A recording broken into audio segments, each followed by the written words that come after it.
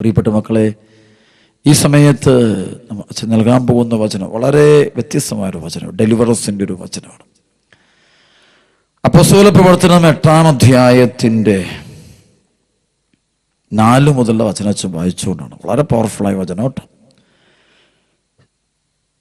ചിതറിക്കപ്പെട്ടവർ വചനം പ്രസംഗിച്ചുകൊണ്ട് ചുറ്റി സഞ്ചരിച്ചു. ആ വചനം തുടങ്ങുന്ന ഇങ്ങനെ: ചിതറിക്കപ്പെട്ടവർ. അതായത് ആദിമസഭ ജെറുസലേമിൽ വളർന്നു വരുമ്പോൾ പീഡനമുണ്ടായി. ക്രൂരമായ പീഡനം, അകത്തുനിന്നും പുറത്തുനിന്നും പീഡനം വരുമ്പോൾ എല്ലായിടത്തും വരും, ഒരുമിച്ച് വരുള്ളൂ. അപ്പോൾ പീഡനം വന്നപ്പോൾ ചിതറിക്കപ്പെട്ടു പോയി. അവരോടി, പേടിച്ചും ഭയപ്പെട്ടൊക്കെ ഓടിപ്പോവാണ്. അതേസമയം പേടിയല്ല, വിശ്വാസത്തെ സംരക്ഷിക്കാൻ വേണ്ടി ഓടുന്നു.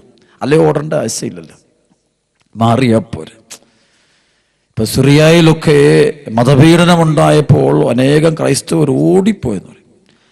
അത് പേടിച്ചിട്ട് ഓടിയതല്ല, വിശ്വാസം സംരക്ഷിക്കാൻ വേണ്ടി ഓടുന്നതാണ്. അല്ലെങ്കിൽ അവിടെ നിന്നാൽ മതി, ഒരു ചുവടങ്ങ് മാറ്റിയാൽ മതി. നമ്മുടെ ഇടയിലൊക്കെ ഒന്ന് ക്രൈസ്തവ സഭയ്ക്കകത്തൊക്കെ ചില വിഷമം വരുമ്പോൾ ചില ആൾക്കാർ പെട്ടെന്ന് അവർ ഓടുകയൊന്നുമില്ല, അവർക്ക് പ്രശ്നമൊന്നുമില്ല. അവർ പെട്ടെന്ന് ചുവട് മാറി ചവിട്ടും. പെട്ടെന്ന് അവരുടെ കാഴ്ചപ്പാട്, ശൈലികൾ മാറും. അതിൻ്റെ കാരണം നല്ലതാ, മാറേണ്ടത്. ഈ സമയം പരിശുദ്ധാത്മാവ് പ്രപഞ്ചം മുഴുവൻ ഒരു പ്രത്യേക അഭിഷേകം നടക്കുന്നുണ്ട്. നെല്ലും പതിരും തമ്മിൽ നന്നായിട്ട് വേർതിരിയുന്നുണ്ട്.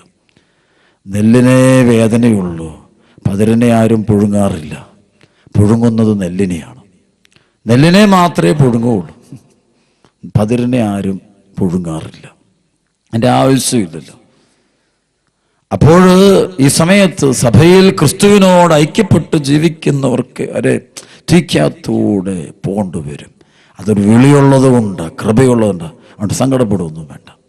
ഈ സമയത്ത് അച്ഛൻ നൽകുന്ന വചനം ഇതാണ്: ചിതറിക്കപ്പെട്ടവർ വചനം പ്രസംഗിച്ചുകൊണ്ട് ചുറ്റി സഞ്ചരിച്ചു. അതാണ്, ചിതറിക്കപ്പെടുമ്പോൾ, മുറിവേൽപ്പിക്കപ്പെടുമ്പോൾ നിങ്ങൾ സുവിശേഷ പ്രസംഗം നിർത്തരുത്. കൂടുതൽ തീഷ്ണതയോടെ നിങ്ങളായിരിക്കുന്ന സാഹചര്യങ്ങളിൽ പോയി കർത്താവിനെ പ്രസംഗിക്കണം. ജീവിതത്തിലൊരു ഭാഗ്യമുള്ളൂ സുവിശേഷം പ്രസംഗം. അത്രയും ഭാഗ്യം വേറൊന്നുമില്ല, വേറെ ഒരു ഭാഗ്യമില്ല. ബൈബിളിൽ എഴുതിക്കുന്ന ഒരു വചനം: സുവിശേഷം പ്രസംഗിക്കുന്നവരുടെ പാദങ്ങൾ എത്ര സുന്ദരം. സുവിശേഷ പ്രസംഗത്തിനെതിരെ നീങ്ങിയ ദൈവജനത്തോട് പൗലോസ്ലീഹ പഴയ നിയമത്തിലൊരു വചനം ഉച്ചരിച്ച് പറഞ്ഞു: ധാന്യം മെതിക്കുന്ന കാളയുടെ വായ് മൂടിക്കെട്ടരുത്. ധാന്യം മെതിക്കുന്ന കാളയുടെ വായ് മൂടിക്കെട്ടരുത്. സുവിശേഷം പ്രസംഗിക്കുന്നവരെ വാ പൊട്ടുമ്പോൾ ഈ വചനം ഓർത്തു. അപ്പൊ അത് തുറന്നു പോട്ടെ, വചനത്തിന്റെ വാതിൽ തുറക്കപ്പെടട്ടെ, പ്രപഞ്ചം മുഴുവൻ എത്തട്ടെ. ഈശോയുടെ സുവിശേഷം, സത്യത്തിന്റെ വചനം പ്രപഞ്ചം മുഴുവൻ വ്യാപരിക്കട്ടെ. ലോകമെങ്ങും പോയി സുവിശേഷം പ്രസംഗിക്കുന്നുണ്ട്. കർത്താവിൻ്റെ വചനം നിറവേറട്ടെ. അതിന് തടസ്സം നിൽക്കരുത്. തടസ്സം നിന്നാൽ നമുക്ക് തന്നെ തടസ്സമുണ്ടാകും. തടസ്സം നമുക്ക് തന്നെ അടിയെടുക്കും. അപ്പൊ തുറന്നു വിടേണ്ടത്, ദൈവം തുറന്നതിനെ നമ്മളാരും അടച്ചേക്കരുത്. വേണ്ടി ഇവിടെ വചനത്തിലേക്ക്. അപ്പോൾ ചിതറിക്കപ്പെട്ടവർ വചനം പ്രസംഗിച്ചുകൊണ്ട് ചുറ്റി സഞ്ചരിച്ചു. ഫിലിപ്പോസ് സമരിയായിലെ ഒരു നഗരത്തിൽ ചെന്ന് അവിടെയുള്ളവരോട് ക്രിസ്തുവിനെ പറ്റി പ്രഘോഷിച്ചു. ഫിലിപ്പോസിന്റെ വാക്കുകൾ കേൾക്കുകയും അവൻ പ്രവർത്തിച്ച അടയാളങ്ങൾ കാണുകയും ചെയ്ത ജനക്കൂട്ടം അവൻ പറഞ്ഞ കാര്യങ്ങൾ വേഗമനസ്സോടെ ശ്രദ്ധിച്ചു. അതുകൊണ്ട് ദൈവവചനം ശ്രദ്ധിക്കാൻ വേണ്ടിയാ അടയാളങ്ങൾ ദൈവം കൂടെ കാണിക്കുന്നത്. അടയാളങ്ങൾ ഞങ്ങൾക്ക് പ്രവർത്തിക്കും. അടയാളം ഉണ്ടാകുന്നത് നിങ്ങൾ വചനത്തെ ശ്രദ്ധിക്കാൻ വേണ്ടി, അല്ല അടയാളത്തെ ശ്രദ്ധിക്കാനല്ല. പലപ്പോഴും അടയാളങ്ങളെ ശ്രദ്ധിക്കുന്ന ആൾക്കാരുണ്ട്. അതല്ല, അടയാളം കൊടുക്കുന്നവരെ ശ്രദ്ധിക്കാൻ, വചനത്തെ ശ്രദ്ധിക്കാൻ വേണ്ടിയാണത്.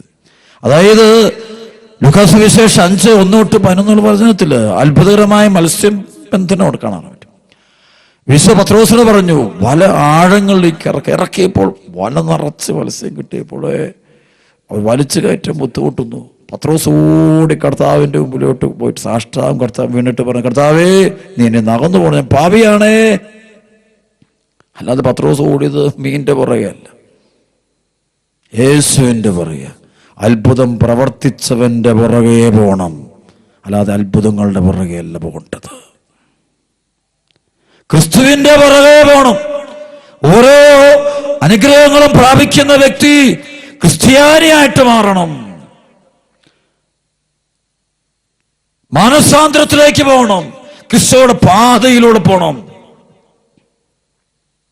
അതാണ് കുഴപ്പം. ചിലപ്പോൾ ആളുകൾ പോകുന്നു നേരെ തിരിച്ച്. അത് വരരുത്. അവൻ്റെ വല നിറച്ച് മത്സ്യം കിട്ടിയപ്പോൾ ഓടി മത്സ്യത്തിൻ്റെ ദൈവത്തെ മറക്കുന്ന സ്വഭാവം പത്രോസിനില്ല.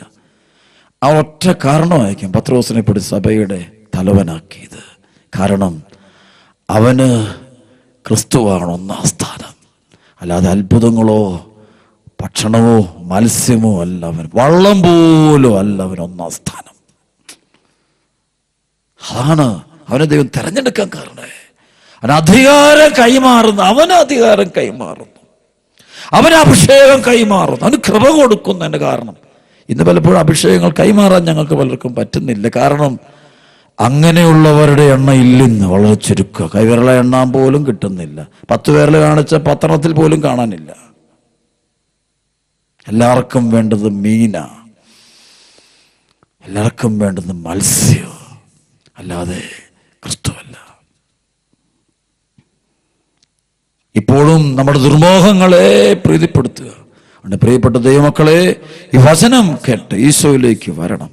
വീണ്ടും വചനം അപ്പോസ്തല പ്രവർത്തനം 8:7 വായിക്കുക. എന്തെന്നാൽ അശുദ്ധാത്മാക്കൾ തങ്ങൾ ആവേശിച്ചിരുന്നവരെ വിട്ട് ഉച്ചത്തിൽ നിലവിളിച്ചുകൊണ്ട് പുറത്തുപോയി. ബഹിഷ്കരണം നടന്നു, പൈശാചികത്തിൽ ഇറങ്ങിപ്പോകുന്നു. അതായത് അവിടെ ഫിലിപ്പോസ് വചനം പ്രസംഗിച്ചപ്പോൾ ഒരു പിശാച് ഒരു വ്യക്തി ഇറങ്ങിപ്പോന്ന് കണ്ടപ്പോൾ മനസ്സിലായി അത് ശരിക്കും പരിശുദ്ധാത്മാവാണ്, യഥാർത്ഥ അഭിഷേകമാണ് പൗലോസിലുള്ളത്. അതായത് യഥാർത്ഥ പരിശുദ്ധാത്മാവുള്ളവൻ ഒരിടത്ത് പോയി നിന്ന് വചനം കൊടുക്കുമ്പോൾ അവിടെയുള്ള ആളുകളിൽ നിന്ന് പിശാച് ഇറങ്ങിപ്പോണം.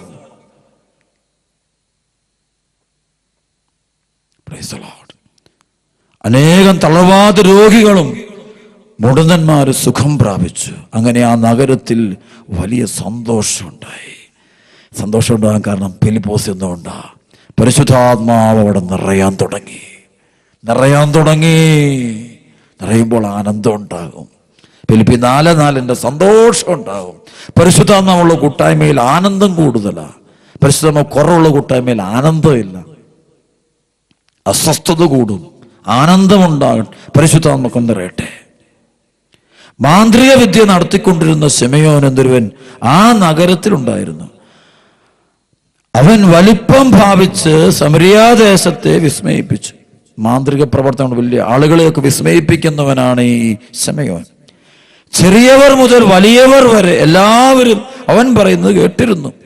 അവർ പറഞ്ഞു, മഹാശക്തി എന്ന് വിളിക്കപ്പെട്ടുന്ന ദൈവശക്തി തന്നെയാണ് ഈ മനുഷ്യൻ. ചിലപ്പോൾ ദീർഘകാലമായി മാന്ത്രിക വിദ്യകൾ കൊണ്ട് അവരെ വിസ്മയിപ്പിച്ചിരുന്നതിലാണ് എല്ലാവരും അവനെ ശ്രദ്ധിച്ചു പോകുന്നത്. അതുകൊണ്ട് മാന്ത്രിക വിദ്യയിലൂടെ ശ്രദ്ധിക്കപ്പെടുന്നു. ചില മാന്ത്രികത കാണിക്കും, ചില സംഭവങ്ങൾ കാണിക്കും. അപ്പോൾ അത് ദൈവമാണെന്ന് തെറ്റിദ്ധരിച്ച്, പരിശുദ്ധാത്മാവാണെന്ന് തെറ്റിദ്ധരിച്ച് കൊണ്ടുപോവുകയാണ്. ചില പ്രവചനങ്ങളൊക്കെ കേൾക്കുമ്പോൾ ശരിയെന്ന് ധരിച്ചു അത് ആത്മാവാണെന്ന് വിചാരിച്ചു ഞങ്ങൾ പോവാണ്. ചില അടയാളങ്ങൾ കാണുമ്പോൾ ദൈവശക്തിയാൻ തെറ്റ് ആളുകൾ വിസ്മയിപ്പിച്ചിരിക്കുകയാണ്. അവൻ പറയുന്ന ആൾക്കാർ ശ്രദ്ധിച്ചുകൊണ്ടിരിക്കുന്നത്.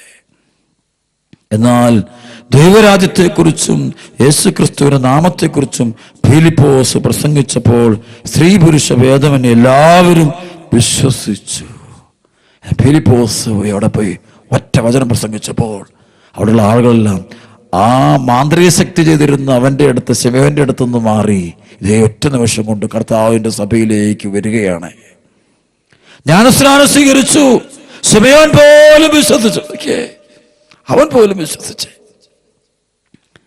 അവൻ ജ്ഞാനസ്നാനം സ്വീകരിച്ച് ഫിലിപ്പോസിന്റെ കൂടെ ചേർന്നു. സംഭവിച്ചുകൊണ്ടിരുന്ന അടയാളങ്ങളും വലിയ അത്ഭുത പ്രവൃത്തികളും കണ്ട് അവൻ ആശ്ചര്യഭരിതനായി. അവന് മനസ്സിലായി ഇത് വേറെ എന്തോ ആണ്, അഭിഷേകമാണ്, പരിശുദ്ധാത്മാവാണ്, അനോയിന്റിങ് ആണ്. അതാണ് വേണ്ടത്. അനോയിന്റിങ് കുറയരുത്. ഈ കുറയുന്ന ഒറ്റ കാരണത്താലാണ് ഈശോയോടുള്ള ബന്ധം കുറയുന്നുണ്ടോ നമ്മുടെ അനോയിന്റിങ് കുറയുന്നത്. നമുക്ക് പല പല ബത്തപ്പാടല്ലേ, ഓരോരോ പ്രശ്നങ്ങൾ തലയിട്ടിരിക്കല്ലേ. അതാണ് ബൈബിളില് സഭാപ്രസംഗന്റെ പുസ്തകത്തിൽ പറഞ്ഞ പോലെ ദൈവം മനുഷ്യനെ സരളഹൃദയനായി സൃഷ്ടിച്ചു. അവന്റെ സങ്കീർണ പ്രശ്നങ്ങൾ അവന്റെ തന്നെ സൃഷ്ടിയാണ്. അവന്റെ കുടുംബ സങ്കീർണ പ്രശ്നം, മൊത്തം സങ്കീർണ പ്രശ്നം, വിധിക്കപ്പെടുത്തിയില്ല, എല്ലാം ആകുലതയാ, ഡിസ്റ്റേബിഡ്, മൊത്തം ധ്യാനം കേൾക്കാനോ പ്രാർത്ഥിക്കാനോ സ്തുതിക്കാനോ ഒന്നും നേരെയില്ല. ഇവിടെ പ്രശ്നമാണ്. ഇവിടെ പാത്രം മേടിക്കണം, സ്വർണം മേടിക്കണം, സാരി മേടിക്കണം, അല്ല വണ്ടി മേടിക്കണം, വീട് പണിയണം, കെട്ടിടം വെക്കണം, അതിന്റെ പെയിന്റ്, വിദേശത്ത് പോകണം, മാർക്ക്, അതിന് എൻട്രൻസ്, ഏത് കോച്ചിങ്, എവിടെ കോച്ചിങ്, ഭയങ്കര ഡിസ്റ്റർബ്ഡാ. സോറി എൻ്റെ മക്കളെ, പരിശുദ്ധാത്മാവ് നഷ്ടപ്പെട്ടാൽ കാണിക്കുന്ന പരിപാടികളൊക്കെയാ ഇപ്പൊ എല്ലാവരും കാണിച്ചുകൊണ്ടിരിക്കുന്നത്. പരിശുദ്ധാത്മാവ് എന്ന് പറഞ്ഞാൽ പിന്നെ പൗലോസ്ലീഹ പറഞ്ഞൊരു വാക്ക് എനിക്ക് നിങ്ങൾക്ക് പറയാൻ പറ്റുള്ളൂ, എനിക്ക് ജീവിതം ക്രിസ്തുവും മരണം നേട്ടം. ഇനിമേ ഞാനല്ല, ക്രിസ്തുവാണ് എന്നെ ജീവിക്കുന്നത്, ഈശോയാണ് എന്നെ ജീവിക്കുന്നത്, പരിശുദ്ധാത്മാവാണ് ജീവിക്കുന്നത്, ഈശോയുടെ അത്യഗാധ സ്നേഹത്, വേറൊന്നും അവിടെ കയറില്ല, വേറൊന്നും സ്ഥാനമില്ല. അതാണ് പരിശുദ്ധാത്മാവ്. മാറി, നമ്മൾ നന്നായിട്ട് മാറുന്നുണ്ട്. നമ്മളിന്ന് ലോകത്തിന്റെ അരൂപിയാ, ലോകാരൂപിയും ദൈവാരൂപിയും കൂടെ കൂട്ടുപിടിച്ചു പോകാൻ വേണ്ടിയാ. ചില കുടുംബത്തെ കൊണ്ടുപോകുന്ന പോലെ ഭാര്യയുടെ തോളിൽ ഒരു കൈ, വേറൊരുത്തരുടെ തോളിൽ മറ്റേ കൈ, രണ്ടും കൂടെ കൂട്ടിക്കൊണ്ടുപോവുക. ഒരു തോളില് ഭർത്താവിൻ്റെ, സ്വന്തം ഭർത്താവിൻ്റെ, വേറെ തോള് കൈ വേറെ, അങ്ങനെ ഇത് ജീവിതത്തിൽ ഇത് പഠിച്ചുകൊണ്ട് പള്ളിയിലും ഇത് തന്നെ കാണിക്കുന്നത്. സഭയിൽ വരുമ്പോൾ പരിശുദ്ധാത്മാവിനെയും കൂട്ടുപിടിക്കും, ലോകാരൂപയും കൂട്ടുപിടിക്കും, രണ്ടും വേണം.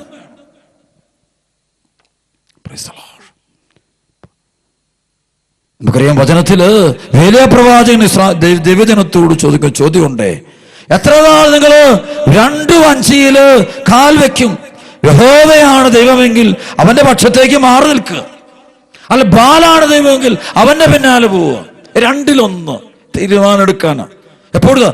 ഈ രണ്ടിലൊന്നിലോട്ട് മാറ്റണം, ഏതെങ്കിലും ഒന്നിലോട്ട് മാറ്റണം. അതാണ് ഈ നാളുകളിൽ സഭയിലൊക്കെ പലതരം പീഡനങ്ങളും വിഷമങ്ങളും ബുദ്ധിമുട്ടുകളും ഒക്കെ പരിശുദ്ധാത്മാവ് അനുവദിച്ചത് എന്നെയും നിങ്ങളെല്ലാം ഏതെങ്കിലും ഒരു ഭാഗത്തേക്ക് മാറ്റി നിർത്താൻ വേണ്ടിയാണ്.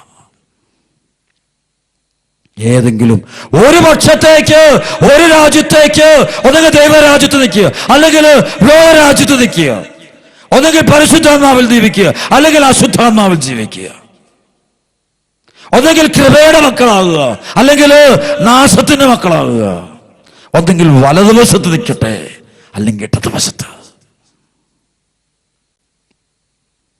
നീ ചിന്തിക്കുക, ലോകം മുഴുവൻ നേടിയാലും നിന്റെ ആത്മാവ് നഷ്ടപ്പെട്ടാൽ നിനക്ക് എന്ത് പ്രയോജനമെന്ന് നീ ചിന്തിച്ചു നോക്കുക. അതുകൊണ്ട് പ്രിയപ്പെട്ട മകനെ, മകളെ, ഈ വചനം കേട്ടുകൊണ്ടിരിക്കുമ്പോൾ നിന്റെ ഹൃദയത്തിൽ പരിശുദ്ധാത്മാവ് തൊടട്ടെ. അവിടെ നോക്കിയേ, ആ മാന്ത്രികൻ ഉൾപ്പെടെ, ശമയോൻ വലിയ മഹാശക്തിയെ കൊണ്ട് ആളുകളെ വിസ്മയിപ്പിച്ചിരുന്നു, അവൻ ഉൾപ്പെടെ നോക്കിയേ ജ്ഞാനസ്നാനം സ്വീകരിച്ച് പരിശുദ്ധാത്മാവിലേക്ക് വരുന്നു.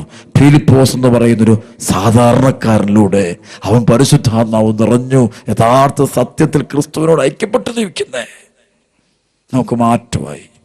ആരൊക്കെയോ നമ്മളെ മാറ്റുന്നുണ്ട്, ആരൊക്കെയോ നമ്മുടെയൊക്കെ ബുദ്ധിയിലും ചിന്തയിലും തെറ്റായ വചനങ്ങൾ വിതയ്ക്കുന്നുണ്ട്. പിശാച് കള വിതയ്ക്കുന്നുണ്ട്. ഈ കള വളരുന്നു. കള വളരരുത്. നേരെ മറിച്ച് ദൈവവചനം ഈശോ വളരണം, പരിശുദ്ധാത്മാവ് വളരട്ടെ.